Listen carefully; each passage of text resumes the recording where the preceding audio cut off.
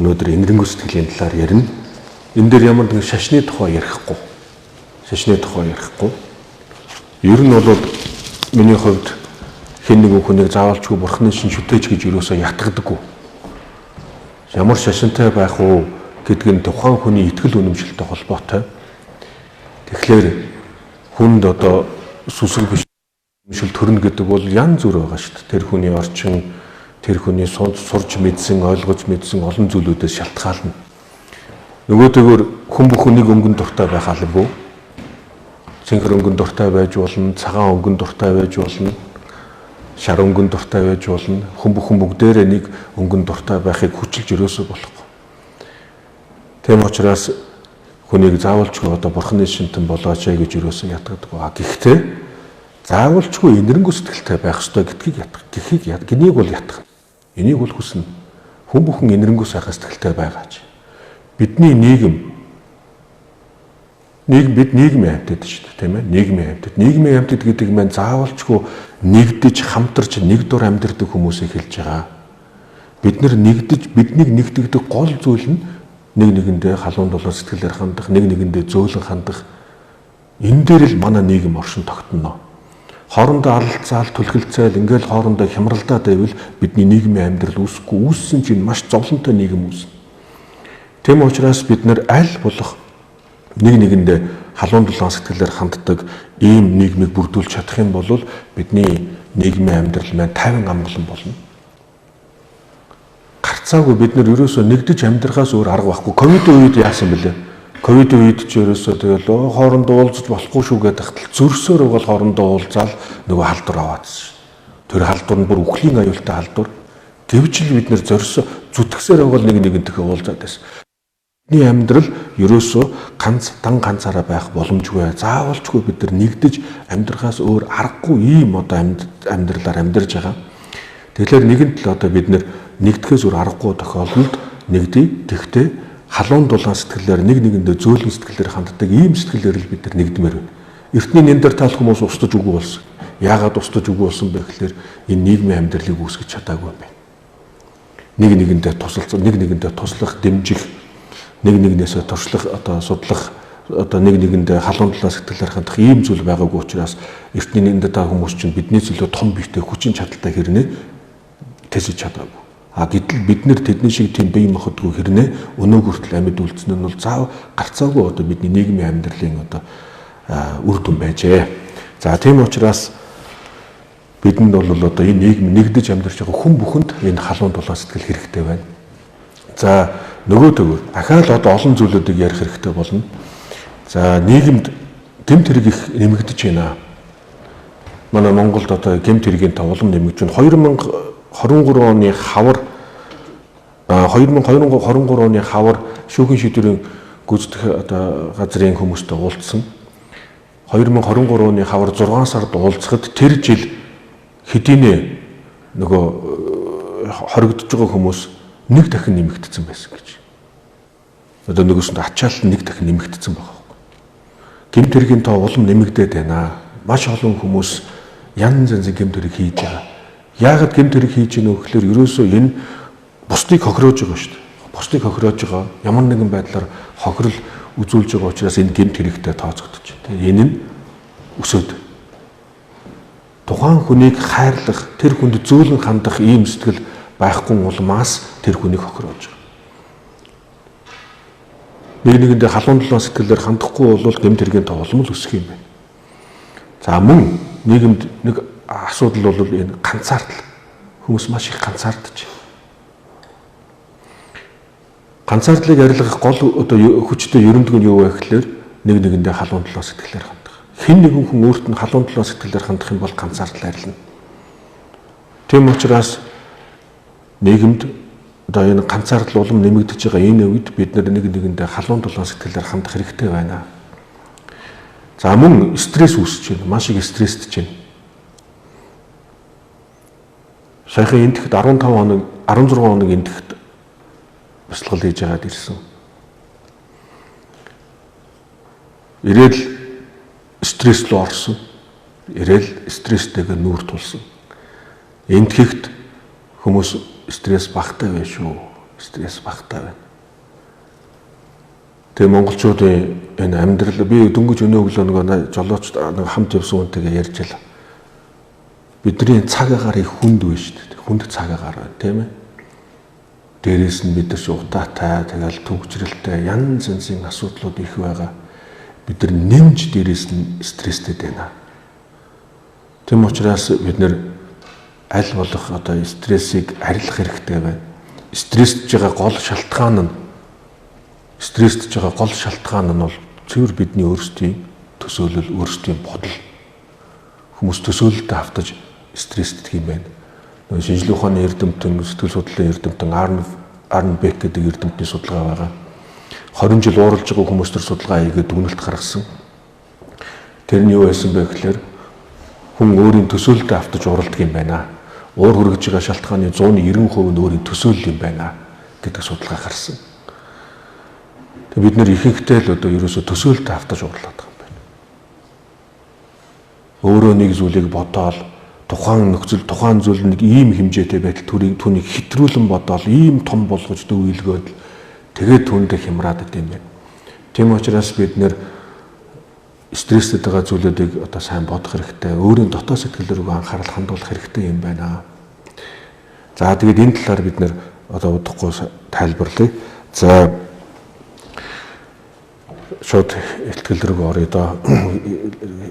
За энэрэнгүй сэтгэлийн тухай ихтгэл тавина. Энэрэнгүй сэтгэлийг бол энэ бидэнд бол их чухал байна. За хүн төрөлхтөнд энэрэнгүй сэтгэл их чухал. Дээрээс нь нэмээд энэ дээр шинжлэх ухааны эрдэмтэд маш их судалгаа хийж байна. За энэ танилцуулах гэж байгаа энэ хөтөлбөр бол яг шинжлэх ухааны эрдэмтдийн боловсруулсан ийм бяцлаглалын хөтөлбөрийг танилцуулна. Америкийн одоо Эмерик сургуульд боловсруулсан ийм бяцлаглалын хөтөлбөр байна. За өнөөдрийн энэ ихтгэл дээр бид нэгдүгээрт нь энэрэнгүй сэтгэл гэж юу вэ? Хоёрт нь яагаад энэрэнгүй сэтгэл чухал вэ? Гуравт нь үүнийг хэрхэн хөгжүүлэх вэ гэсэн ийм гурван зүйлийг би өнөөдөр тайлбарлая. За шинжлэх ухааны эрдэмтдийн үзэж байгаагаар энэрэнгүй сэтгэл гэдгийг юу гэж тодорхойлсон бэ гэхээр хэн нэгний зовж байгааг хараад түүнийг зовлонгоос салахыг хүсэн халуун дулаан сэтгэлийг энэрэнгүй сэтгэл гэж хэлнэ гэж тодорхойлсон. Хэн нэгний одоо зовж байгааг хараад түүнийг зовлонгоос салахыг хүсэн халуун дулаан сэтгэл. Энэрэнгүй сэтгэл. За энэ энэрэнгүй сэтгэл нь гурван түвшинд төрдөг. Нэгдүгээрх нь сэтгэл хөдлөлийн түвшинд төрж. Хэн нэгний зовж байгааг хараад хөөрхийдөө гэж өрөвдөж харилсан ийм халуун дулаан сэтгэлийг сэтгэл хөдлөлийн түвшинд энэрэнгүй сэтгэл төрж байна гэж тайлбарлаж байгаа. Энэ энэрэнгүй сэтгэл бол дан ганцхан хүнд байхгүй, адгуу самтанд ч байдаг зүйл. Дан ганцхан хүнд байдаг зүйл биш. Адгуу самтын жишээлбэл өөрийнх нь үр төлөний нараатан амтан барьчих юм бол түүний төлөө ердийн үед өөрт нь одоо зэр зэвсэг байхгүй шүү дээ. Одоо ивэр байхгүй, шүд соёо байхгүй. Тэгсэн хэрнээ өөрийнх нь үр төлөний нараатан амтан барьчих юм бол түүний өөдөөс тэмцэлдэж байгаа нь энэ сэтгэл хөдлөлийн түвшинд энэрэнгүй сэтгэл төрж байна гэсэн үг. За ингээд энэрэнгүй сэтгэл гэдэг бол ийм одоо ер нь бол маш чухал гэдгийг түрүүн товчхон ярьсан. За тэгээд энэ шинжлэх ухааны эрдэмтдийн үзэж байгаагаар бол хэн нэгний зовж байгааг хараад түүнийг өрөвдөж харилсан халуун дулаан сэтгэл төрж байгааг бол энэрэнгүй сэтгэл гэж хэлэх нь байна. За тэгээд энэ энэрэнгүй сэтгэл нь гурван түвшинд төрж байна. Нэгдүгээрт нь сэтгэл хөдлөлийн түвшинд.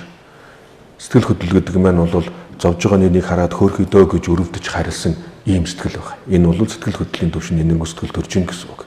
За хоёр дахь нь ухаарлын түвшинд. Энэ ухаарлын түвшинд энэрэнгүй сэтгэл яаж төрдөг вэ гэхээр зовж байгаа нэгнийг хараад хөөрхийдөө гэж бодоо зогсохгүй яг түүний зовлон яг мэдрэх.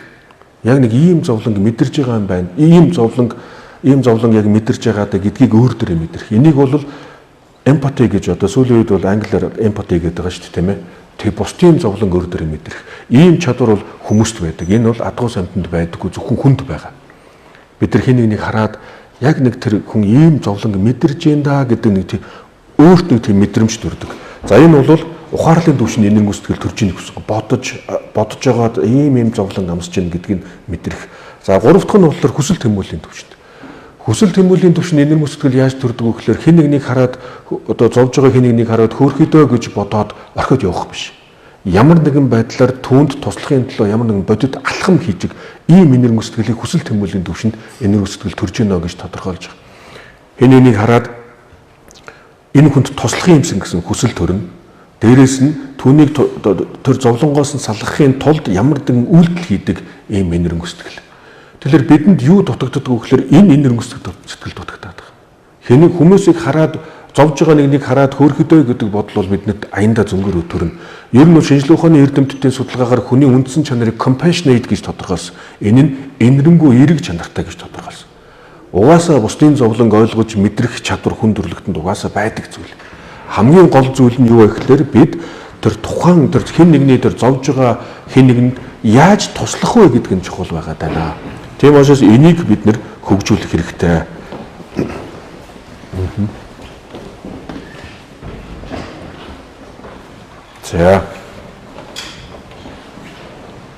За ингээд энэрэнгүй сэтгэл гэж юу вэ гэдгийг тайлбарласан. Одоо энэрэнгүй сэтгэлийн үн цэнийг тайлбарлая. Энэрэнгүй сэтгэл яагаад чухал юм бэ? За энэ бол дэлхийн 2 дугаар дайны төгсгөл үед болсон үйл явдал. Дэлхийн 2 дугаар дайны төгсгөл үед Америкийн цэргүүд Германы нацист Германы хүүхдийн хорих лагерыг чөлөөлсөн байна. За тэгээд энэ дотгошоо нэвтэрж орох үед бол тэнд хэдэн зуун маш олон хүүхдүүд хоригдож байсан. Тэгээд энэ хүүхдүүд бүгдээрээ үлсгэлэнд нэрвэгдсэн, туранхаа эзэнхий, дээрээс нь маш хүнд хүчээр ажил хийж байсан. За тэгээд ихэнх нь бол одоо яг аав ээж нь өнгөрцөн одоо ийм үлсгэлэнд энэ өнчин ийм хүүхдүүд байжээ. За тэгээд Америкийн цэргүүд дотгошоо нэвтэрж оронгуудаа хамгийн түрүүнд энэ өлсөж сангаж байгаа одоо хариугүй үхтгэхийн даваан дээр байгаа энэ хүүхдүүдэд хоол хийж өгье гэж шийдсэн баг. Ингээд шүлтөө хоол хийгээд 2 игнэнд хоол аягалсан. За тэгээд энэ бол одоо яг энэ Дан Батлер гэдэг зэрэг тохиолдсон үйл явдал. Энэ бол бодит түүх.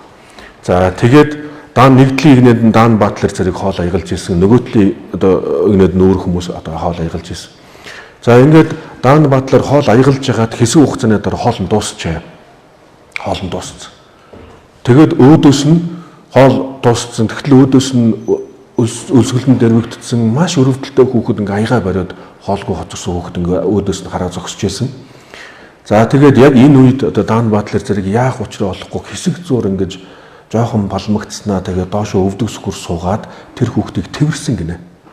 Хүүхдийг тэрсэн. Тэгээд хэсэг хугацаанд тэрж жагаад явуулж. Гэтэл ард нь ахаад хүүхэд хоолгүй хоцорсон хүүхэд зогсож байсан. Тэр үед мөн тэр хүүхдийг мөн адилхан тэрсэн байна. Тэгээд яг энэ үед бол тэр энэ хүүхэд уйлж исэн гинэ. Тэгээд шингэний дутагдалд орсны улмаас нүднээс нулимс гарахгүй ч гэсэн биеийн тагчин чичрээд уйлж ясан гэж. Тэгээд яг энэ үед Дан Батлер зэрэг мөн адилхан уйлсан байна. Тэгээд Дан Батлерын хажуу зогсож исэн өөр нэгэн зэрэг мөн адилхан доошоо өвдөг сүхэр суугаад дараагийн хүүхдийг тэрсэн. Ингээд энтлийн игнэнд энэ хүүхдүүдийг цэргүүд тэрж эхэлсэн байна. Хүүхдүүд ингээд цэргүүдэд нэг нэгээрээ тэрүүлж эхэлсэн. Нөгөөтлийн игнэнд хоол нь дуусаагүй байгаа. Хоол нь байгаа. Гэвч яасан бэ гэхээр энэ игнэд байсан хүүхдүүд хоолн дугаарлахаа болоод энтлийн игнэлөө шилжиж эхэлсэн. Энэ яасан бэ гэхээр энэ цэргүүдэд тэрвүүлэхийн тулд тэрвүүлэхийг илүүд үзэж энэ игнээ дугаарлаж эхэлсэн. Хичнээн их хүчирхийлэл аимшигтай одоо тийм аллах, хэдлах аимшигтай зүйлийг харсан тэр жоохон хүүхдүүд тийм орчин донд байжсэн чи гэмт хідэн цэргүүд гарч ирээд хүүхдүүдийг тэрврээд ингээ хайрлаад эхэлсэн чинь хүүхдүүд сүулдэ нөгөө хариуг үлсэж өгөх гэж байгаа хүүхдүүд шүү дээ. Гэвч яасан бэ гэхээр хоолндоо дугаарлахаа болоод цэргүүдэд тэрвүүлэх гэж дугаарлаж эхэлсэн.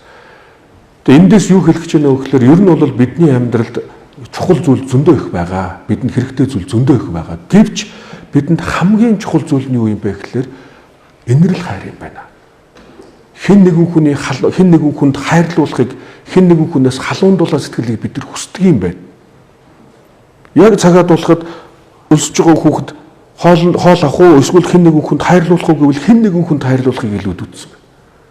Маш чухал байна гэсэн үг. Хагаад нэг жишээл нэг хүн ингээд Монголд стресстэй нэг хүн маш хэцүү ажлын стресстэй ингээд хэцүү явж исэн чинь өвлийн хүүтэнд ингээд алхаад явж исэн чинь хажуугаар өнгөрсөн зөрж өнгөрсөн 2 залуу хүүхэд ихчээ малгайгаа өмсөөрэй гэд хэлсэн гинэ. Тэгээ тэр үгийг сонсоод нөгөө хүн чинь ингээд бүр тайвшраад нөгөө айхтар стресстжсэн бүгд байхгүй болчих гэж байгаа юм. Тэгэхээр бидний одоо гол чухал зүйл нь юу юм бэ гэхээр зөндөө олон зүйлүүд байгаа боловч хамгийн чухал зүйл нь нэг нэгэнтэй халуун тулаан сэтгэлээр хандах нь энэ л одоо бидний хамгийн чухал зүйл юм байна. За ингээд эмэрэг сэтгэл бол бид одоо бодит амьдрал дээр энэ бол чухал гэдгийг харуулсан. Одоо хоёр дахь нь дээрх ингээд Далай ламын энэ шинэ манганы ёс зүй гэдэг энэ алдартай номыг шинжлэх ухааны эрдэмтэд их танилцуулдаг. За энэ юу вэ гэхээр 2000 он гарахад дээрх ингээд Далай лам шинэ манганы ёс зүй гэдэг алдартай номыг гаргасан. За энэ номон дотор бол одоо шинэ мянганд хүмүүс бид одоо ёс зүйтэй байх ёстой гэдгийг одоо онцолж тайлбарласан байна. За тэгээ энэ номон дотор юу гэж хэлсэн бэ гэхээр инэрл ба хайр нь бидний амар тайван амьдралын гол их үндэс гэдэг утгаараа хүн төрөлхтний амьд үлдэх оршин тогтнох суурь хэрэгцээ юм а гэж тайлбарласан байна. Инэрл ба хайр. Дээрх ингээд Далай ламын шинэ мянганы ёс зүй гэдэг энэ ном бол их алдартай ном. За тэгээ энэ номон дотор юу гэж хэлсэн бэ гэхээр инэрл ба хайр нь бидний амар тайван амьдралын гол их үндэс гэдэг утгаараа хүн төрөлхтний амьд үлдэх оршин тогтнох суурь хэрэгцээ юм а гэж. Инэрл ба хайр гэдэг хоёр зүйлийг тайлбарласан. Инэрл гэдэг нь юу гэсэн үг гэхээр зовлонгоо салаасаа гэсэн сэтгэл. Хайр гэдэг нь болохоор жаргалтай байгаасаа гэсэн сэтгэл. Энэ хоёр ялгаатай. Нэгсэндээ зоосны хоёр тал гэсэн үг. Тэгэхээр энэ инэрл ба хайр бол энэ бидний одоо аз жаргалтай амьдрах гол амар амгалан аз жаргалтай амьдрах гол их үндэс нь өхөн шүү дээ. За мөн ахаа дэргэгээд Далай ламын одоо байн хэлдэг нэг зүйл байгаа. Тэр нь юу вэ гэхээр хүний амьдрал инэрл хайраар эхлээд инэрл хайраар дууснаа гэж тодорхой тайлбарладаг. Жишээлбэл дөнгөж төрсөн тэр хүүхдийг хэн нэгэн хүн хайрлахгүй бол энэ хүүхэд амьд үлдэж чадахгүй, байглаас амьд үлдэж чадахгүй. Жишээл зарим амьтад үр төлөө гаргачаад орхичдаг. Тэнгуү тэр нь өөрөө бие дагаад одоо мал гэхэд л төрөөд адуу унаг төрөөд нэг хэсэг хугацааны дараа хөл дээр босчдөг үстэй. Хүн тэгж чадахгүй шүү дээ. Хэсэг хугацааны дараа хөл дээр босоод тэгэл байж ясна өвс мүс идэл ингээд явдаг те. Тэгэхээр бид нэр бол яадаг хин нэгэн хүн хайрлахгүй бол тэр хүүхэд амьд үлдэж чадахгүй. Бүр хадгалаад ээж нь хайрлах сэтгэл төрнөө. Ээж нь хайрлах сэтгэл төрж ээж тархинд өөрчлөлт явагдаад түүний улмаас эхийн хүүхэнд сүү ивлээд түүний хүүхэд хөгж байгаа юм шүү дээ. Тэгэхээр бидний амьдрал бид эхээс төрсөн эхээс төрсөй дараа хамгийн ихэнд мэдэрдэг зүйл бол инэрл хайр юм байна. Бидний амьдрал яг ингэж инэрл хайраар эхэлдэг. Тэр хүүхдэд ямар ч шашны асуудал байхгүй. Шашин шүтлэгийн тухай юу ч биш. Гол юм нь инэрл хайр. За тэгээ ингэж явсаар угаад эцэстээ яг амьсгал хуурах сүүлийн мөчид хэн нэгэн хүн өөрийг нь хайрладаг хүн миний өөрийнх нь дэргэд байх юм бол тэр хүн илүү тайван амьсгал хураана. Ковидын үед хүмүүс их хүнд айхтар зовлонтой тулгарсан. Энэ юу вэ гэхээр гав ганцаарх нь өвхөлтөд нүр тулсан. Ганцаарх нэг өрөөнд дотор байж байгаа. Энэ хэцүү хүнд зовлон байсан. Ингээд үзэхлээр бидний амьдрал яг инэрл хайраар эхлээд инэрл хайраар дуустдаг байх нэ. Тийм учраас инэрл хайр гэдэг бол маш чухал зүйл юм байна. Бидний одоо амьд оршин тогтнох суурь хэрэгцээ. Инэрл хайр байхгүй бол бид нэр амьд үлдэж чадахгүй. Амьдрах ямар ч боломж байхгүй. За ингээд энд ярьж байгаа одоо энэ хөтөлбөрийг бол танин мэдгөөдөр суурилсан энерги сэтгэлийг хөгжүүлэх бяцлаглалын хөтөлбөр байгаа. Энэ хөтөлбөрийг Америкийн Emory сургууль боловсруулсан. Emory сургууль бол Атлантад байдаг ийм сургууль. Дэрэгдээ одоо эмнэлэгтэй. Энэ сургууль тарих судлалаараа бол Америкт их дээгүүр ордог ийм сургууль байгаа. Тархинд явагдаж байгаа үйл явдлуудыг ингээд судлаад байсан, өөрчлөлтүүдийг судлаад байсан чинь яалч аргагүй хүний сэтгэлтэй холбогдсон. Хүний сэтгэл хямралаас болж тархинд янз янзын өөрчлөлтүүд явагдаж байгаа. Гэтэл сэтгэлийг хямрааж байгаа ямар зүйлүүд байна нүгөө судлаад үзсэн чинь архаг стресс гэж зүйл гарч ирсэн. Архаг стрессийг арилгах ерөндөг нь юу юм бэ? Үүнийг арилгах хүчтэй зүйл нь юу юм бэ? Эсрэг тал нь юу юм бэ гэхээр энерги сэтгэл юм байна гэдгийг энэ сургууль одоо судалгаа хийж олж авсан байна. За ингээд гол одоо судалгаа энэ дээр бол энэ бяцлаглалын хөтөлбөрийг гол боловсруулсан хүний Нэги гэдэг ийм профессор байгаа. За энэ Нэги бол 2005 онд энэ бяцлаглалын хөтөлбөрийг боловсруулж эхэлсэн. Тэгээ яагаад 2005 он ба гэхээр 2005 онд Emory сургууль дээр маш олон оюутнууд амиа орлож араасаа цувраад. Тэгээ энэ нь тухайн үеийн тэр үед байсан одоо багш нар болон сургуулийн оюутнууд багш нар хин хүнд нь маш хүнд туссан байна. Тэгээ яг энэ үед Нэги профессорын хичээл суудаг нэг оюутанд багштай хэлж гинэ. Багшаа таны заадаг энерги сэтгэлийн тухай, сэтгэлийн хатын тухай, төсөр төвчээрийн тухай энэ агуулгуудыг бүгднийг багтаасан хүн бүхэнд хүртээмжтэй нэг юм зүйл байж болохгүй мүү гэдэг юм санал тавьсан байна. Тэгээ энэ нөгөө Нэги профессорыг их сэтэлжүүлж тэгээ тэндээс одоо хүн бүхэнд хүртээмжтэй нэг юм бяцлаглалын хөтөлбөрийг боловсруулах ажлаа эхэлжээ. За ингээд энийг боловсруулахдаа бол эртний энтхийн сэтгэл оюуныг дадлагжуулах ийм арга байдаг. Mind training, одоо англиар бол mind training. Бөхчүүдэд одоо нэг дасгалжуулдаг нэг хүн байдаг шүү дээ дэргэд нь дасгалжуулдаг. Тэг яг үүнтэй адилхан бидний сэтгэл оюуныг дасгалжуулдаг ийм эртний эндхийн арга баг. Mind training. За энэ арга ухааныг орчин үеийн шинжлэх ухааны эволюцийн сэтгэл судлал, сэтгэл хөдлөлийн нейробиологи, нийгмийн шинжлэх ухааны ололтуудтай орчин үеийн шинжлэх ухааны одоо ийм ололтуудтай холбож байгаад гаргаж авсан, нэгтгэж одоо уялдуулсан гэсэн үг. За тийм учраас энэ бяцлаглалын хөтөлбөр бол шашин шүтлэгтэй, шүтлэггүй хүн бүхэнд одоо энэ хүртээмжтэй ийм чухал зүйл байна. За ингээд шинжлэх ухааны одоо судалгааг та бүхэн танилцуулъя. Хүнд хоёр янзын автомат мэдрэлийн тогтолцоо байгаа тийм ээ. Симпатик, парасимпатик гэж хоёр автомат мэдрэлийн тогтолцоо байна. За симпатик мэдрэлийн тогтолцоо нь яадаг вэ гэхээр тулдах, эсвэл зүхдах ийм төлөв. Уул ой модонд явжсэн ч гинт араатан амтан гараад ирлээ. Энэ үед яах вэ гэхээр бидэнд айдас төрнө. Айдас төрсний улмаас бидний энэ одоо автомат мэдрэлийн тогтолцоо энэ доторх симпатик автомат мэдрэлийн тогтолцоо идэвхтэй болно. За ингэсний улмаас тухайн одоо амьтантайгаа тулдах юм уу зүгтж холдох ийм төлөвт ордог. За симпатик энэ автомат мэдрэлийн тогтолцоо нөгөө талд нь парасимпатик гэж. Парасимпатик гэдэг нь болохоор 50 төлөв, 50 амгалан төлөв. За симпатик мэдрэлийн тогтолцоо одоо энэ төлөвт орсноор бидний одоо бие махбодод бол олон янзын өөрчлөлтүүд бий болдог. Хүчтэй цусны шахалтууд явагдана. Захын эргэтнэлэг хүчтэй цус шахна. Айсан үед яадаг вүлээ? Айсан үед хурдан гүйдэг тий. Айсан үед хурдан гүйдэг. Энэ яагаад хурдан гүйж ийнэ вэ гэхээр бидний хөл рүү хүчтэй цус шахаж ийн гэсэн үг. Уурсан үед яадаг вэ? Уурсан үед бидний дээшигээ нүур улаадаг. Айсан үед нүур цонхидаг тийм үү? Айсан үед нүур цонхигоод уурсан үед нүур улааж байгаа чинь дээшээ хүчтэй цус шахаж байна гэсэн үг. Уурсан үед бас өөр хаашаа хүчтэй цус шахах уу? Зүрхэний цохилт хурдсан мэдээж хэрэг тий. Гар руу хүчтэй цус шахна. Гар руу айсан үед хөл рүү хүчтэй цус шахсан бол уурсан үед гар руу хүчтэй цус шахдаг. Мөн хаашаа хүчтэй цус шахах уу? Нүур рүү, хэл рүү хүчтэй цус шахдаг байх нь шүү дээ. Тэгээ уурсан үед яад хэлэмгий болно, хэлэмгий доломгий болно. За тэгээд дээрээс нь дахиад асуудал шийдэгдэхгүй бол гар руу хүчтэй цус шахсан байгаа учраас гар явахд бэлэн болно. Гарын хөдөлгөөн хурдсан тийш аргагүй шүү дээ. Хүчтэй цус шахсан байгаа юм чинь гар мар зангираад л ирнэ, гарын булчин чангараад л ирнэ.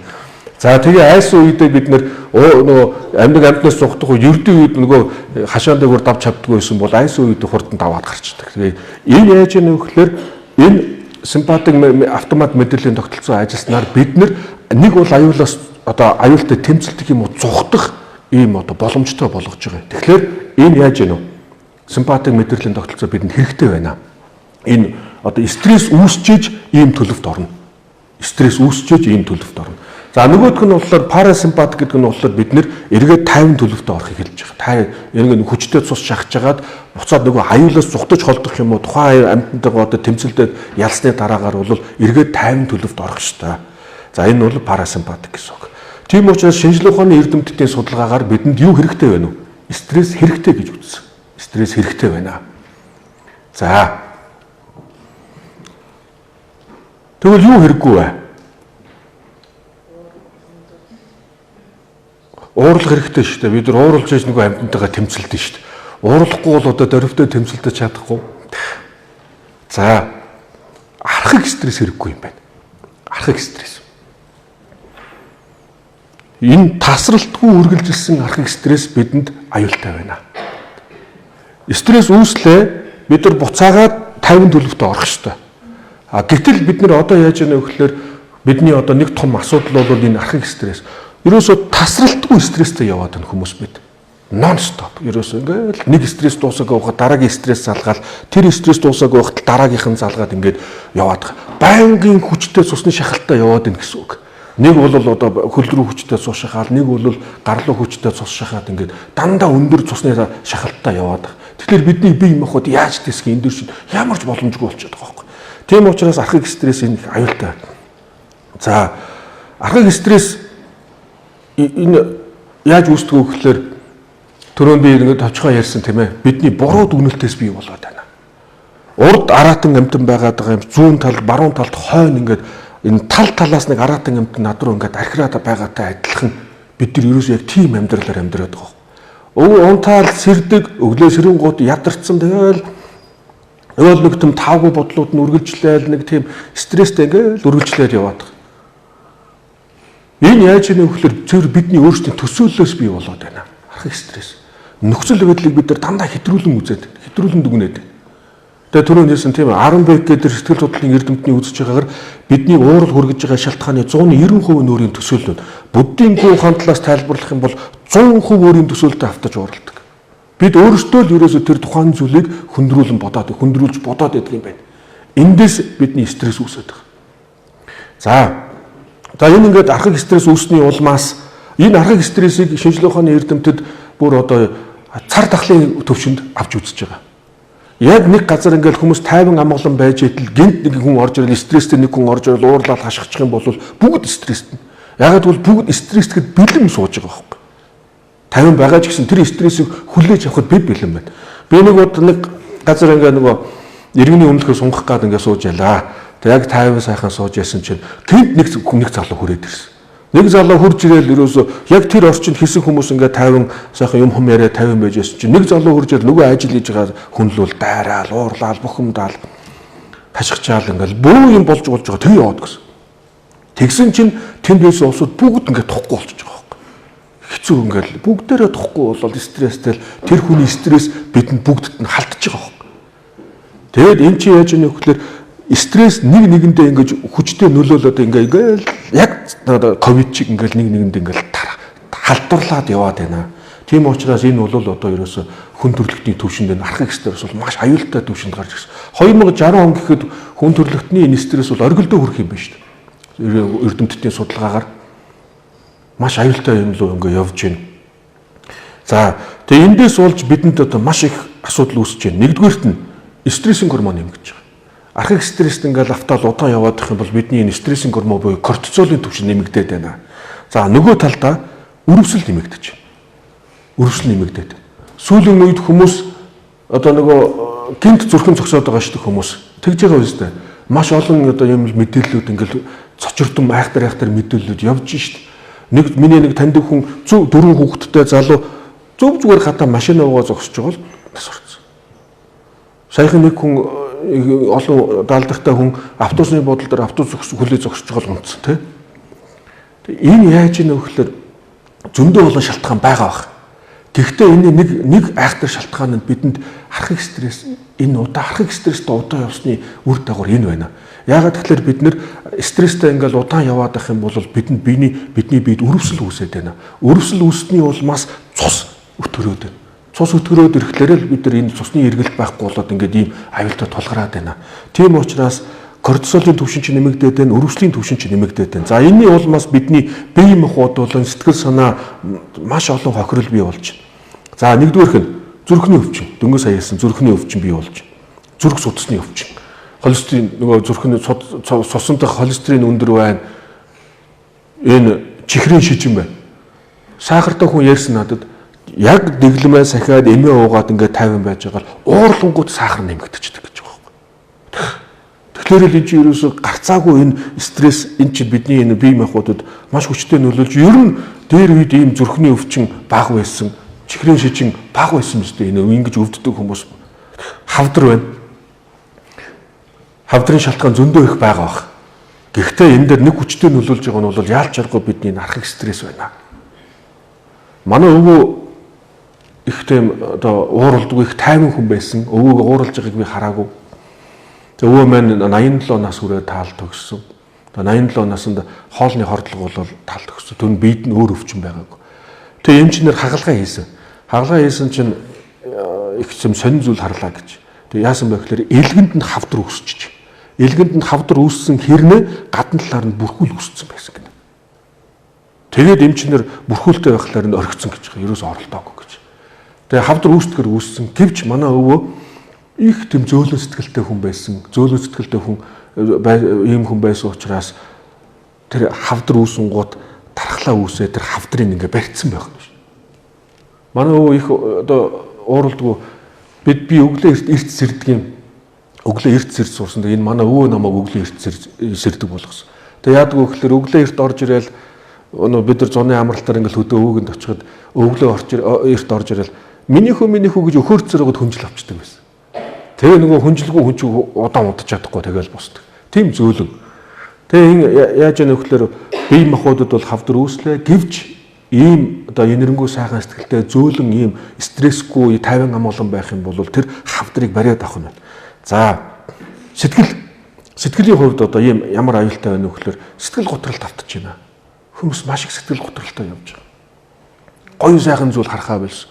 Дандаа болохгүй байна, нийгэм болохгүй байна, ажил дээр хүмүүс болохгүй байна, гэр бүл дотор асуудалтай байна ингээд ерөөсө дандаа ийм таагүй зүйлүүд бодогддог болсон. Би хойно дараа нь тайлбарлана. Шинжлэх ухааны эрдэмтдийн судалгаар negativity bias гэж нэг зүйлийг тодорхойлоод байгаа. Энэ юу вэ гэхээр бидэнд ийм сөрөг зүйлд илүү хурдан автдаг, сөрөг зүйлийг илүү хурдан одоо тэр мэдээлэлд илүү татагддаг ийм одоо дутагдaltaй байна. Бидэнд ийм асуудал байна. Тэгэхээр энийг сөрөг зүйл ингээл хараад яваад тахлаар сөрөг зүйл ингээл яваад тахлаар бүх юм болохгүй болоод ингээ хүн сэтгэл готролд автчихдаг байх юм байна. Тэгээ энэ юутай холбоотой гэхээр архив стресстэй холбоотой. За дараагийнх нь айдас түгшүүр. Бид нар шалтгаангүйгээр айдаг болсон. Одоо энэ архив стресстэй хүмүүс бол ийм айдас түгшүүртэй байгаа. Израиль болон Америкт хийсэн судалгаагаар судалгаанд хамрагдсан хүмүүсийн 46% нь айдас түгшүүртэй явж байна гэсэн ийм дүгнэлт гарсан. 26% нь хүнд хэн нэгэн хүнтэй харилцагаас айдаг. Нэгдүгürt нь түгшүүртэй мэдрэмж төрөөд байгаа. Хоёрт нь бүр хэн нэгэн хүнтэй ярихаас айдаг болсон. Тийм хүмүүс маш их байна. Энэ юунаас бий болж байгаа нөхлөөр мөн л ялгаагүй нэг архив стрессээс бий болж байна. За хальшрал олон хүмүүс энэ ажлаас халширж байна, амьдрахаас халширж байна. Маш их халшралд автаж байгаа. Англиар нэг burn out гэж тэ. Ерөөсөө ингээд халшраад ядраад л байгаа. За сэтгцийн эмгэг Сэмүүдээс гаргасан судалгаагаар монголчуудын 50 хүн тутмын нэг нь галзуурцсан явж байгаа юм байл. 50 хүн тутмын нэг нь галзуурцсан. 20 хүн тутмын нэг нь ямар нэгэн байдлаар сэтгэл нь өвдсөн, сэтгэл нь одоо ингэ гэмтсэн явж байгаа юм байна. Энэ хэрвээ бид нэр одоо энэ архив стресс ийм юм дээр анхаарал хандуулахгүй бол 50 хүн тутмын нэг энэ галзуур нь улам нэмэгдэнэ гэсэн үг. Чи одоо тэгээд явсаар гоод одоо бараг бүгдээрээ галзуурах юм ааш болохгүй юм дээ. Маш аюултай байна шүү. Тэгэхээр бид нэр энэ архив стресс дээр анхаарал хандуулахгүй бол ерөөсөө болохгүй байна. Ерөөсөө болохгүй ийм аюултай байна. За ингээд энэ асуудлууд нэг одоо энэ бие махбодын хямралууд нь энэ сэтгэлийн өвчнүүдэд дэврэгдэг, сэтгэлийн өвчнөнд буцаагаад бие махбодын энэ асуудлуудаа ингэж одоо дэврэгд улам хүчтэй болгодог. Сэтгэл өвдөд байгааг бид нар мэддэггүй. Бие өвдөд байгааг бол бид нар мэдж байна. Бие өвдөд байгааг бид нар мэднэ. Сэтгэл өвдөд байгааг мэддэггүй. Маш том төсөл дээр ажилласан хүн надад ярьсан. Үндэсний хэмжээний том төсөл дээр ажиллаад эхэндээс мундаг ажил эхэлсэн. Тэгээ явж байгаа сүулдэ галзуурсан. Яасан гэсэн чинь нөгөө ажлын ачаалаас болоод стресстэд яваад стресстэд явсаар байгаад хамгийн сүүлийн мөчөд нь гинт ойлгож байгаа. Болохгүй шүү дээ гэдгийг ойлгоод тэгээд юун ажил мантай бараг одоо шүү дээ эрүүл үлдэхүүгүй галзуурах үгүй юу гэдэг дээрээ тулаад тийм эмнэлэг тавьчих байгаа байхгүй. Тэгээд яаж яах вэ гэхээр сэтгэл нь ингээл өвдөөл өвдөж явсаар байгаад эцсийн мөчтөд тулж байна. Яагаад ингэсэн бэ гэхээр бид нар ерөөсөө анзаарахгүй сэтгэлдээ анхаарал хандуулахгүй байна гэсэн үг. Бие махбод дээр бид нар хачингуй анхаарал хандуулаад байдаг. Ямар байна өглөө бол манай эмэгтэйчүүд өглөө болгон нүрээ талент харж байгаа шүү дээ. Өглөө болгон л одоо өөрийгөө харж байгаа шүү дээ. За тэгэл хүмүүс чинь одоо үс тийм байна. Цагаан ус ургаж байна уу? Яаж нээж нэгэл ингээл баян анхаарал хандуулдаг. Бие махбод дээр ингэж анхаарал хандуулдаг. Харин сэтгэл дээр ерөөсөө анхаарал хандуулахгүй байгаа учраас тардагтан тулгаад байна. Сэмүүдийн хэн чинь ачааллаа дийлэхгүй байгаа юм шүү дээ. Хичнээн хүмүүс тэнд ингээ эмнэлэгт хэвдэх гээд ингээ дугаарлцсан. Тэгэл эмчлэл гаргадаг ардталт нь дараагийнх нь хүмүүс нэргээл орж ирдэг. Тийм учраас бид нэр энэ сэтгэл дээр анхаарал хандуулах зайлшгүй шаардлагатай байна. За ингээд энэ шинжлэх ухааны эрдэмт ялангуяа Чарлз Рейзен тэргүүтийн эрдэмтдийн судалгаагаар энэ энэрэнгүй сэтгэлийн бясалгал архив стрессийг ялан дийлдэг юм байна гэсэн юм дүгнэлт гарсан. За За ингээд судалгааг танилцуулна. Нөгөө шинжилгээ ухааны эрдэмтдийн нэг давуу чухал зүйл нь юу вэ гэхээр дандаа судалгаан дээр суурилдаг тийм ээ. Судалгаан дээр суурилж байгаа дүгнэлтээд энэ судалгаа нь ганц нэг удаагийн судалгаа биш, удаан хугацааны судалгаа байдаг. За Emory сургууль дээр хийсэн судалгаа. Шинэ оюутнуудыг туршилтанд оруулжээ. Ямар туршилтанд оруулсан бэ гэхээр олон хүмүүсийн өмнө илтгэл тавих. За оюутнуудыг энэ туршилтанд оруулахаас өмнө 8-7 хоногийн энэрэнгүй сэтгэлийн бясалгалд хамруулсан. 8-7 хоногийн энэрэнгүй сэтгэлийн бясалгалд хамруулаад дараад нь оюутнуудаа 2 хуваасан баг. Яасан бэ гэхээр энэрэнгүй сэтгэлийн бясалгалд хамрагдсныхаа дараагаар өдөр болгон 5 минутаас доошгүй хугацаанд энэрэнгүй сэтгэлийг бясалгасан оюутнууд. Эдгээр оюутнуудыг high practice буюу өндөр дадлагтай гэж ангилсан. За дараагийнх нь энэрэнгүй сэтгэлийн бясалгал суусгаар нь өдөр болгон энэрэнгүй сэтгэлийг бясалгаж чадаагүй оюутнуудыг бага дадлагтай гэж ангилсан. Low practice гэж ангилсан. За ингээд энэ судалгаа нь бол цагаан нь болохоор өндөр дадлагтай оюутнууд, хар нь болохоор бага дадлагтай оюутнууд. Энэ хоёр бүлгийн одоо хоёр ангиллын оюутнуудыг аль альнийг туршилтанд оруулсан. Энэ юу гэхээр олон хүмүүсийн өмнө илтгэл тавих. Илтгэл сонсож байгаа улсууд нь бүгдээрээ жүжигчд хүүтэн царайтай нэг оюутнуудад бол ямар ч одоо тийм дэмжлэг үзүүлэхгүй хүүтэн царайтай ийм хүмүүс сууж ирсэн. Тэгээ яг энэ үед бол одоо оюутнуудад аль алинд нь IL-6 гэдэг нь өрөвслийн түвшнийг хэлж байгаа. Кортизол гэдэг нь стрессинг гормоныг хэлж байгаа. Аль алинд нь стрессинг гормон болон өрөвслийн түвшин нэмэгдсэн. Аль алинд нь адилхан. Гэхдээ энэ эрдэмтдийн одоо олж мэдсэн зүйл нь юу вэ гэхээр өндөр дадлагтай оюутнууд стрессээс хурдан гарчээ. Тэдний стрессинг гормон нь хурдан буурсан, нөгөө өрөвслийн түвшин хурдан буурсан гэсэн үг. Бага дадлагтай оюутнууд нь стресстэйгээ удаан явсан. Одоо энэ бясалгалд хамрагдахаас өмнө энэ туршилтанд орохоос өмнө туршилтанд орсны дараагаар ийм хоёр янзын судалгаа байна. За энийг бол одоо олон удаа яг энэ дээр гарсан нь бол 2009 он болон 2010 онд хийсэн судалгааг танилцуулж. За тэгэхээр хүн энэрэнгүй сэтгэлтэй байх тусам сэтгэлийн хат үүсдэг юм байна. Стресс үүсдгээрээ үүснэ. Гэвч стрессийг хурдан одоо стрессээс гардаг ийм чадвар суудаг юм байна. Энэ чадварыг бол сэтгэлийн хат гэж одоо тодорхойлсон байна. Энийг англиар resilience гэж нэрлэж байгаа. Resilience бол уян хатан чанар гэж нэг хэсэг бол ингэж уян хатан чанар гэж явж байсан. Гэхдээ сүүлийн үед бол энэ resilience-ийг бол сэтгэлийн хат гэж одоо орчуулж байгаа. Ахад нэмж нэг тийм ойлголт төрсөн. Энэ шинэ одоо тодорхойлт томьёол бий болсон гэсэн үг. Сэтгэлийн хат. За дараад нь ахаад нэг судалгаа байгаа.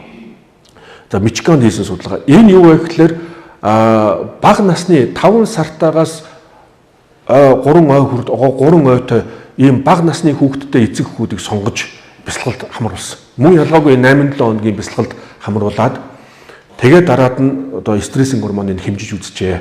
Эхэнд нь үснээс нь үзсэн. Үснээс нь. За ингээд бясалгал эхлэхээс өмнө үснээс нь стрессинг гормоныг үзсэн. Дараад нь бясалгал дуусны дараагаар стрессинг гормоныг бас ахиж үзсэн баг. За тэгтэл 8-7 хоногийн дараа 8-7 хоногийн өмнө байсан стрессинг гормон нь 8-7 хоногийн дараа буурсан. За тэгээд эрдэмтдийн одоо олж мэдсэн нэг чухал зүйл нь юу вэ гэхээр хүүхдийн стресс буурсан байна. Хүүхдийн үснээс нь давхар стрессинг гормоныг үүсчихэж. Тэгсэн чинь яасан байх нь нөгөө юу ч мэдэхгүй 5 сартай хүүхд чи юу ч ойлгохгүй мэдэхгүй шүү дээ. Ээж нь 50 амгалан болоод стресс нь арилаад их тусам хүүхдийн стресс нь буурж ирсэн ийм судалгаа гарсан. Тэр маш чухал байгаа. Та мөн ахаад нэг судалгаа нь юу вэ гэхээр хүүхэд ээж нь хүүхдийнхээ биеинд зүгээр хүрэхэд хүүхдийн тархины хөгжил 100% явагддаг юм. Бүрэн гүйцэд явагддаг. Ерөөсөө зүгээр ингээ хүрэхэд. За мөн ахаад судалгаа байгаа. Нөгөө одоо барууныхан чи нөгөө хүүхдийг тусад нь унтуулдаг үстэй нэг хэсэг нэг унтуулсан шүү дээ. Тэгээд нэг өрөөнд ингээл гэрлийн нударгаал хаалгын гаагаараа авчдаг. Тэгээд тэр хүүхэд өөлөөд ивэл яах юм гэхэлэр өөлж исэн чи авдаггүй гинэ. Тэ. Манайхан бол одоо монголчууд бол тэхгүй шүү дээ. Гүүж юу тусдаа унтуулах одоо тэгэл гүүж очиад аавна. Тэгээд судалгаагаар ээжээсээ тусдаа унтчихсэн хүүхдүүд том болоод гэмт хэрэг магадлал нь ээжтэйгээ хамт унтчихсэн хүүхдүүдээс өндөр гарсан. Тэгэхээр энэ ээж маш чухал байна шүү дээ. Хүүхдүүд ийм хүчтэй нөлөөлдөг юм байна. Тэгээ энэ судалгаагаар хэдийн хэмжээнд ээж нь стрессгүй 50 амгалан болон тэр хэмжээгээр хүүхдийн стресс буурж байгаа нь бол энэ дээр ингээд тодорхой болсон. За ингээд үзэхлээр бидэнд хэдийн хэмжээнд энэрэнгүй сэтгэлтэй байна. Тэр хэмжээгээр сэтгэлийн хат үүсдэг. Тэр сэтгэлийн хат нь стрессээс хурдан гаргадаг юм байна гэсэн ийм судалгаа гарсан байна. За ингээд энэ Калифорнид байдаг сэтгэл зүйн гэмтэл судалдаг институт байдаг. За энэ сэтгэл зүйн гэмтлийг судалдаг институтын захирал нь Эллен Миллер Карас гэдэг эрдэмтэн. Энэ эрдэмтэн сэтгэл хөдлөлийн 3 бүсийг тайлбарласан байна. Бидний сэтгэл хөдлөл ийм 3 бүс дотор явдаг юм байна. Хөөрлийн бүс, саадлын бүс, тогтвортой бүс гэсэн ийм 3 бүс дотор явагддаг юм байдаг. За бид яг одоогор бол тогтвортой бүс дотроо байгаа. Тогтвортой бүс дотроо байх үед яадаг вэ гэхээр бидний энэ одоо бие махбод тайван, дээрээс нь цусны эргэлт ердийн хэвийн одоо цусны эргэлттэй. За тэгээд биеийн хэм ердийн одоо хэмээр байгаа. Яг энэ үед энэ хэлбэлцсэн байгаас дээшээ доошоо явсан байгаас дээшээ доошоо явж байгаа нь ямар учиртай вэ гэхээр бид сэтгэл хөдлөлөө ажиглаж чаддаггүй эхэлж байгаа. Энэ үед би жоохон уурлах гад байна, би бухимдах гад байна, эсвэл би сэтгэл жоохон гутарж ийн гэдгээ таньж мэддэггүй. Өөрийн сэтгэл хөдлөлөө ажиглаж чаддаг үеийг тогтвортой бүс гэж хэлж байна. За тэгвэл гинтийн цочор үйл явдал болж байна. Гинтийн үйл явдал боллоо. Бид нар яг ингээд тайван амгалан байж адил гинт таагүй үйл явдал боллоо.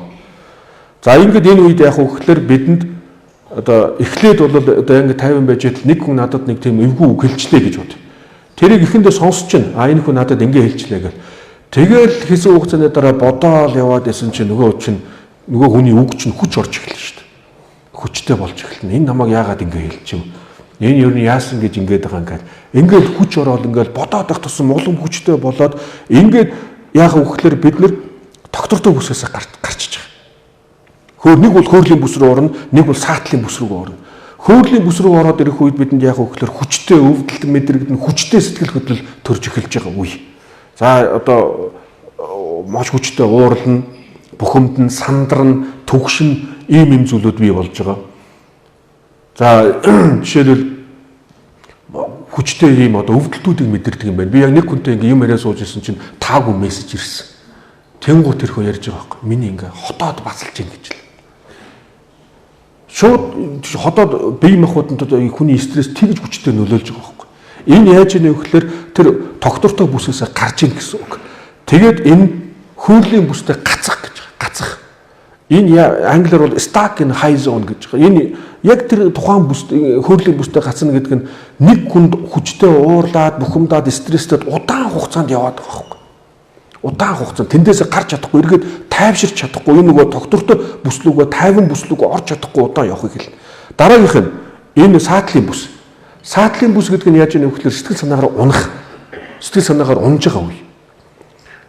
Ерөөсөө сэтгэл готролд автна, гонёлн ганцаардна, хэн одоо хүчтэй цохилтонд орцсон хүн чинь гэрээсээ гармааргүй, хэн нэгэн хүнтэй уулзмааргүй, бүр одоо орноосоо ч босмооргүй болчдөг шүү дээ. Тэгээ яаж ийм вөхлөр энэ саатлын бүс рүү орж ийнэ гэсэн үг. Тэгээд яаж ийм вөхлөр энтэйг удаан яваад байдаг. Сэтгэл санаагаар унаал удаан хугацаанд ингээ яваад байгаа. Энэ бол гацж ийн гэсэн үг. Идэхгүй байдал, туйлдна, ядарна, бие махбодын ачаал аваагүй хэрнээ ажил хийгээгүй хэрнээр бие махбод нь ядарсан байдаг. Энэ яаж ийм вөхлөр яалч аргагүй тэр нөгөө саатлын бүс рүү орж байгаа байхгүй. Тэгэхээр сэтгэлийн хаттай хүн өөрийгөө энэ тогтвортой бүс дотор байлгах чаднаа. Сэтгэлийн хаттай хүн өөрийгөө энэ хөөрлийн бүс юм уу саатлын бүс рүү алдахгүй байна. Энэ дотроо байлгаж чадчих гэсэн үг. Тэгэхээр бидний сэтгэлийн хат гэж чухал байх нь. За ингээд энэ сэтгэлийн хат болон энерги сэтгэлийн ашиг тус юу вэ гэдгийг би та бүхэнд тайлбарлая. За энэ Берклид хийсэн судалгаа байгаа. За эхнийх нь сэтгэлийн хат. Сэтгэлийн хаттай хүн стрессийн гормон буурна, кортизолын түвшинд буурна, эсрэгээрээ дархлаа идэвч чинь. Ковидын үед бидний яг одоо маш сайн мэдэж авсан зүйл бол энэ. Дархлаагаа хадгалахын тулд бид нар стрессч болохгүй шүү л гэдээсэн тийм үү? Стресстэх юм бол хүний дархлаа буурж байна гэдгийг ярьсан. За энэ дээр манай Монгол эрдэмтэн Японд үүдэг эрдэмтэн маш их ярьсан шүү дээ тийм ээ. За сэтгэлийн хаттай болохын хэрэг өнгөрсөнд харамсах нь багасж байна. Хүмүүс бид өнгөрсөнд их харамсаад байна. Яг урагшаа явах гэтэл урд болж өнгөрсөн одоо тэр таагүй үйл явдлуудаа гимшээд харамсаад ирэхлээр яг ингээл өрөөсө урагшаа явах гэжсэн хүн ингээл хоошоо ингээл годротол унж байгаа байхгүй. Энэ нь юутай адилхан байх вэ? Нөгөө монголчууд нэг адуу уургалдаг шүү дээ. Ингээл давхиж байгаа адууг уургалаад год татаал ингээл нааш нь унгаадаг яг адилхан. Өнгөрсөнд харамсах энэ хүчтэй зүйл одоо байгаад байна. За дараад нь тархины таата мэдрэмжийн мэдрэлийн эсүүд идэвчнэ гэж байгаа. Тархи судлалын эрдэмтдийн одоо судалж гаргаснаар бол хүний тархи хоёр зүйлийг ялгадаггүй юм байна. яг тухайн үйл явдалд одоо яг тухайн үйл явдал болж байгаа үе бодит үе тэр үйл явдлыг эргэн санах энэ хоёроос яг адилхан мэдээлэл тархинд очдөг юм байна. Тэгэхээр тарих бодит үйл явдал дурсамж хоёрыг ялгадаггүй. Сайхан зүйлийг бодоход болж өнгөрсөн сайхан зүйлийг эргэж санахад яг тэр үед болсонтой адилхан тийм эерэг өөрчлөлтүүд тархинд одоо эерэг өөрчлөлтүүд явагдана гэсэн үг. Энэ тэгэхээр бидэнд их ашигтай. Хэдий хэмжээнд бид нар энэ энерги сайхан сэтгэлээ төрүүлээд ийм сайхан зүйлийг бодно тэр хэмжээгээр тархины эерэг эд эсүүд идэвчж байна. Аз жаргал нэмэгдэнэ. Бусдтай илүү өөдрөг тайван тусрахыг харилцааны чадварууд бий болно. Халширлын эсрэг ерөндөг бий болно. Халширлын эсрэг ерөндөг бол. За дараагийнх нь энерги сэтгэл бусдад туслах арга нөхцлүүдийг олж харна. Хэн хэдий хэмжээнд энерги сайхан сэтгэлтэй байна тэр хэмжээгээр бусдад туслах ийм аргыг олж харна. За өөрийн чадвараа хөгжүүлнэ, бусдад илүү туслах, дэмжлэг үзүүлэхэд ямар алхам хийх хэрэгтэй гэдгийг илүү тодор харна гэж. За зовлон тулгархад түүнээс зугталгүй итгэл зоригтойгоор хүлээн авна. Сүүлийн үед барууны сэтгэл зүйчнэр өөрт тулгарж байгаа асуудлуудыг өөр дээрээ хүлээж ав гэж хэлдэг. Self acceptance буюу одоо энэ өөр дээрээ хүлээж аваа. Үүнээс битгий зугт одоо зугт гэж хэлээд байгаа. За хэрвээ одоо бид нэр энэ сэтгэлийн хаттай болон энерги сэтгэлтэй байх юм бол өөрт тулгарж байгаа бэрхшээлийг зоригтойгоор хүлээж авна гэсэн үг. Түүнийг даван тулах юм хүчин чадалтай болно. За ингээд энэ хоёр нэгээд одоо их хүчтэй одоо дэмждэг сэтгэлийн хаттай хүнд энерги сэтгэл төрөх нь амархан. Энерги сэтгэлтэй хүнд бол мэдээж хэрэг сэтгэлийн хат одоо төрж иж энерги сэтгэл төрнө. За ийм зүйлүүд байна. За энийг би тайлбарлахгүй. За ингээд энерги сэтгэл төрүүлэх арга нь юу юм бэ гэдгийг одоо тайлбарлах гэж байна. Бясалгал хийхээс өөр арга байхгүй. Бид бясалгал хийж ээж энерги сэтгэлийг хөгжүүлнэ. Ер нь бол сэтгэлийн чадвар гэдэг бол бясалгал хийхэд бодхоос өөр арга байхгүй.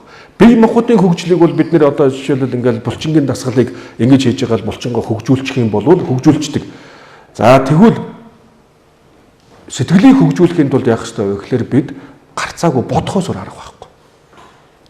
За бодно гэдэг нь бол системтэй бодно. Маш системтэй эмх цэгцтэй бодж иж бидэнд одоо энэ сэтгэлийн хөгжил явагдана. За тэгвэл тэр системтэй бодохыг л бясалгал гэж нэрлэж байна. Бясалгал. За тэгвэл бясалгалыг эртний эмтгэхт энэ бавана гэж нэрлэсэн. Бавана гэдэг нь болохоор хөгжүүлэх гэсэн утгатай. Мөн гом гэж нэрлэж байгаа. Гом гэдэг нь дадуулах гэсэн утгатай. Дадуулах. Хөгжүүлэх нь болохоор шинэ ойлголт, шинэ ойлголтыг хэлж байгаа. Энэ шинэ мэдлэг гэсэн үг. Шинэ мэдлэгийг олж авах. Дараад нь тэр шинэ өөрийн олж авсан тэр шинэ мэдлэгийг өөртөө дадуулах гэж. Дадуулах гэдэг нь ахин дахин бодох гэсэн үг. Ахин дахин бодох. Шинэ ойлголтыг бид нар яаж авах вэ гэхээр эргэцүүлэн бодож ээж бид нар шинэ ойлголтыг олж авах. Дайчир шинэ ойлголтоо бид нар ахин дахин бодож ээж дадуулна. Тийм учраас бясалгалыг дотор нь хоёр ангилж байна. Нэг нь анализ хийх бясалгал. Нөгөөх нь төвлөрөх бясалгал. Ийм хоёр янзын бясалгал байгаа. Нэг нь бол анализ буюу дүн шинжилгээ хийх бясалгал байгаа. Дүн шинжилгээ хийх бясалгал. Дүн шинжилгээ хийж эргэцүүлэн бодож байгаад олж авсан тэр шинэ ойлголтыг өөртөө ахин дахин бодож дадуулна гэсэн үг. Ахин дахин бодож байгаа нь төвлөрөх бясалгал. Англиар болохоор analytic meditation, нөгөөх нь болохоор single pointed meditation гэж ийм хоёр янзаар нэрлэж байгаа шүү. За тэгэхээр энэ яагаад англиар хэлж яана вэ гэхээр энэ одоо англи нэр томьёолоор нь ингээд энэ интернетээс үзэх юм бол маш олон мэдээллүүд байгаа. Тэгээ энийг одоо та бүхэн одоо илүү өшөөд цааш нь одоо олж авах боломжтой. За бясалгал гэдэг нь бол ийм байх нь биш. Бясалгал хийхээс өөр арга байхгүй юм байна. Сэтгэлийн бидний сэтгэлд өөрчлөлт явагдаж байгаа. Энэ сэтгэлийн олон янзын өөрчлөлтүүд бол бидний олон янз бодлуудаас бий болж байгаа. Эмх цэгцтэй бодох хэрэгтэй байна. Шинжлэх ухааны эрдэмтдийн судалгаар хүнд өдөрт 50-аас 60 мянган бодол төрдөг гинэ. 50-аас 60 мянган бодол төрдөг. Тэгээ бид нэр маш их бодолтой автдаг юм байна. Хэтрүүлэн бодох гэдэг нэг зүйл яриад байгаа шүү дээ, тийм үү? Хэтрүүлэн бодох. Олон юм ингээл бодоод байдаг. Тэгээ дээр юу хөгжүүл хүүхд ингээд юм бодоо сууж байхад битгий гүйрээд суугаад бос гэд босгодог байсан. Энэ яаж яах вэ гэхээр олон бодолд автуулахаас сэрэмжилдэг байж. Тэгээ ядартлаа бодцсон тэгээ дөрвтэй шийдэл байхгүй. Тэгээ юм уу байдгүй. Баах юм бодож байгаа л бүр ядарсан тэгсээр нэг тийм дөрвтэй шийдэлгүй үе зөндөө байдаг. Тэгэхээр бид нар энэ олон янзын бодолд автахгүйгээр яг нэг зүйл бодъё гэсэн зүйл дээр төвлөрөх энэ чадварыг бол бид бясалгалаар олж авнаа. За ингээд энэ бясалгал бол За ийм зүйл байгаа. За ингээд эдгээрийг би тайлбарлахгүй энэ 8 удаагийн бясалгал байдгийг энэрэн хүчтэйлийг хөгжүүлэх энэ 8 одоо ийм дистралтай ийм бясалгалын алхмууд одоо бясалгалууд үргэлжлүүлэн одоо сонирхох юм бол ийм бясалгалын хөтөлбөр явагдаж байгаа. 8 удаагийн бясалгалын хөтөлбөрт хамрагдах боломжтой. За ингээд бүгдээр өнөөдөр нэг товчхон бясалгал хийж үзнэ. Бясалгал хийн. Цаг нь болж гинөө. Гайгүй юу? За тэгвэл бүгдээр хамтдаа нэг товчхон бясалгал хий. За энэ бол асархуй мөчтэй холбогдох бясалгал гэж байгаа. За бясалгал хийхээс өмнө одоо би бүгдээрээ юуг бясалгах вэ гэдгийг одоо би та бүхэнд товчхон хэлье. Таныг хайрлсан, танд халуун дулаан сэтгэлээр хандсан хүнийг бодно. Таныг хайрлсан, танд халуун дулаан сэтгэлээр хандсан, инэрл хайраар тэтгсэн, аз жаргал баяр баясгалан өгсөн хүнийг бодно. Хинч байж болно. За миний хувьд гэх юм бол одоо би боддгийн одоо анх 92 онд энтхийг явсан. Энтхэд очиод энтхэд очисон хоноо гэрээг сандаг байлаа. Тэгээд тэр үед аав ээжийг их сандаг байсан. Жохон байхад намар хичээл орцсон. Тэгэл их гоё сайхан одоо намар хичээл эхэлсэн. Тэгэл намар нэг хараад байгуур ургацын далаа дуу яваал амралтын өдрүүдэд их гоё. Манай аав ээжээр их хол ажилдаг хүмүүс байсан. Өглөөрт яагаад ч үрт яваал бүр орой ирдэг. Тэгээ бид нэр ах トゥ дөрвөлээ тэгэл дандаа эрэхтэй хүүхэд охин байхгүй тэгэл аав ээж ажилдаа явсны дараагаас эхлээд бид нэр нөгөө симпатик төлөвтөд ордог. Нэг бол тулдах юм уу, нэг бол зүхтаж холдох төлөвт ордог. Аав ээжэрийг ирсний дараа парасимпатик төлөвт ордог. Тэгэл амралтын өдрүүд бол дандаа парасимпатик төлөвт байдаг. Их сайхан ингээл унтж байгаа сэрэнгуут чинь ингээл араад байгаагаар ингээл ургацын далаа дуу яваал ээж гоё цай чанаал ингээл нэх гоё тийм сайхан мөч байдаг байсан. Яг тэр үед би одоо энтэгт очисон хойно одоо яг энэ үеийг би яг санддаг байсан. Тэр үед би их гоё тийм тайван амгалан болдог. Дараад нь надад бодогддог зүйл 10 жилийн багш минь. 10 жилийн багш минь бодогддгийн. Надад их зөөлөн ханддаг байсан. Бид нэр их сахилахгүй хүүхдүүд байсан. Тэгээд багтаа ян янзын одоо гэмт хэргийг хийдэг, асуудал үүсгдэг. Тэгэл тэр үед ч биднийг шийтгдэг байсан шүү дээ. Сандал өргөж зогсно. Сандал өргүүлэн тэгэл дараад ангиудаар явуулдаг байлаа. Яа газар байна. Ёстой хүүхдийг өстө балж исэн байгаа шүү. Одоо бодох нэ. Тэгээ одоо тэгвэл өстө аюул болно шүү дээ. Ёсто боо юм болно. Тэгээ яаж яана вэ гэхээр багш надад тэгж одоо би багшийг тэгж шийтгүүлдэг байсан хэрнээ багшийн талаар нэг ч муухай дурсамж байхгүй. Багш надад дандаа зөөлөн ханддаг байсан. За тэгэл дараад нь би энтхийн 92 онд энтхийн гомон дацсанд очисон. Гомон дацсанд очиход 600 ламтай байсан. 600 лам хүн бүхэн биднийг хайрладаг. Бид нар анх тавуулаа очисон. Тэнд байсан хүн бүхэн биднийг хайрладаг. Хүн бүгд бидэнд халуун дулаан сэтгэлээр ханддаг байсан. Их гоё жаргалт миний яд их жаргалтай үе бол яг тэр үе. За ингээд одоо бидний амьдралд одоо дээрээс нь эмээ өвөөнөр байна. Хичнээн их хайрлж, хичнээн их бидэнд ингэж тусалж байсан. За тэгээд энэ мэдчил ингээд бидэнд халуун дулаан сэтгэлээр хандсан зөндөө хүмүүс байгаа. Тэдгээрээс нэгийг бодно. Таны одоо хайртай аав ээж байж болно, эмээ өвөө байж болно, хайртай эхнэр нөхөр байж болно, хүүхдүүд байж болно, ах дүүнэр байж болно. Таныг хайрлсан хүмүүсийг бодоорой. За энэ бясалгасны ашиг нь юу юм бэ гэдгийг би та бүхэн тайлбарлая. Энэ сөрөг хандлага буурна. Бид нар яаж яана вэ гэхээр би түрүүнд хэлсэн тийм бид өдөр тутмын энэ завгүй амьдралаас болоод нөгөө өөрт нь хайрлсан, халуун дулаан сэтгэлээр хандсан тус инэрл хайраар тэтгсэн тэр нандин хүмүүсээ бид нар ингээл баг мартаад байна. Өглөө сэрлээ ажилдаа яарал явдаг, ажил дээр ачаалтаа ажиллаж байгаа л орой гэртээ ядраал гэртээ харьдаг. Тэгэл хоол гэж яагаад эргээл ундах цаг болдог. Ингээд бидний амьдралд байсан тэр аз жаргалтай мөчүүдээ бид нар мартаад байна гэсэн үг. Тэгэхээр энэ бясалгалыг хийснээр бидний энэ сөрөг тэр нөгөө байнга ингээд нэг ийм зүйлтэй яваад болохоор сөрөг хандлага буурч. Тэгээ амьдрал болохгүй байна гэх тийм зовлонтой хэцүү байна гэж бодогдоод байдаг. Гэтэл яг үүндээ бидний амьдралд энэ аз жаргалтай байсан цаг мөч зөндөөх байгаа байхгүй бид нар сайн бодож чадах юм бол. За нэгдүгээрх нь бол бидний сөрөг хандлага буурна. Хоёрдугаарт нь аюулгүй халуун дулаан 50 мэдрэмж бий болно гэж. Халуун дулаан мэдрэмж төрж байгаа үз. тав тухтай, тайван амгалан мэдрэмж төрж байгаа. Энэ бол бидэнд сэтгэлийн хад үүсэж байна гэсэн үг. За тэгээд бусдыг хайрлах, буцаагаад хайрлах сэтгэл төрж гин үү? Буцаагаад тэр хүнд нэг тийм буцаагаад нэг хайрлах юмсан гэсэн сэтгэл төрдөг. Энэ бясалгалыг хийснээр. Тэгээ энэ яаж яах вэ гэхээр бидэнд инэрл хайрын үн цэнийг мэдэрч байна гэсэн үг. Инэрл хайрын үн цэнийг бид ойлгож, бидний амьдралд инэрл хайр маш үн цэнтэй. Би хэн нэгэн хүн намайг инэрч хайрлаагүй бол би өдөө хүртэл амьдарч чадахгүй. Хэн нэгэн хүн надад халуун дулаан сэтгэлээр хандаагүй бол би өдөө хүртэл явж чадахгүй. Бидний амьдрал бусдаас хамааралтай оршиж байгаа. Тийм учраас энэ одоо бясалгалыг хийснээр ийм ашигтай байх нэ. За тэгээд түрүүн хэлсэн чинь бидэрт нэг том асуудал байгаа нь сөрөг зүйлд илүү хурдан автдаг, сөрөг мэдээлэлд илүү хурдан автдаг. Тийм учраас энэ Facebook ийм хумаарч дандаа сөрөг мэдээлэл явж байгаа шүү. Мэдээгээр дандаа сөрөг мэдээлэл явдаг үст. Сайхан мэдээлэл бараг байхгүй. Нэг хэдэн жил 2 жилийн өмнө ч үлээ тийм юм гарсан шүү. Автобусны бодол дээр эхнэрээ зодож байгаа нэг хүний тухай бичлэг гарсан тийм үү? Тэгээ сүүлдээ тэгээ яасан гэсэн чинь тэр жүжиг байж таарсан ш. Жүжиг байж таарсан. Яагаад жүжиг байсан бэ гэхлээр нөгөө хандлт авахын тулд тийм хийж байгаа байхгүй. Эхнэртэй тусалж байгаа бичлэг тавих юм бол хүмүүс тийм болноор үзэхгүй. Эхнэртэй одоо халтж байгаа тийм бичлэгийг хэдэн сая үл үзсэн баг. Тэгээ хүмүүс бид ерөөсөө ингэ байгалаасаа цаанаасаа ийм сөрөг зүйлд илүү хурдан автаад байна. Маш их сөрөг мэдээлэл явж байгаа шүү Facebook. Тэгээ бид нар чинь манай монголчууд Facebook хэрэглээгээр Азад нэгт ордог юм байл шүү. Яа базар байна одоо энэ чинь Facebook хэрэглээд Facebook дотор нь юу байгаа юм? Хэрүүл тэмцэл нэг лөгөө одоо таагүй хандсан тэ дээрээс нь олуулаа нийлж байгаад нэг хүн лөө довтлон дайрж байгаа тийм юмуд маш их явагдаж байна. Тэгээ сошиал дайралтанд өртсөн хүмүүс маш хүнд байдалд ордог. Маш хүнд байдалд ордог юм байлээ. Тэгэхээр энэ дээр бүгд анхаармаар бас ахаад нэг зүйл баг. Монгол хүмүүс монгол хүндээ их хатуу хандж байгаа шүү. Их хатуу хандаад байна.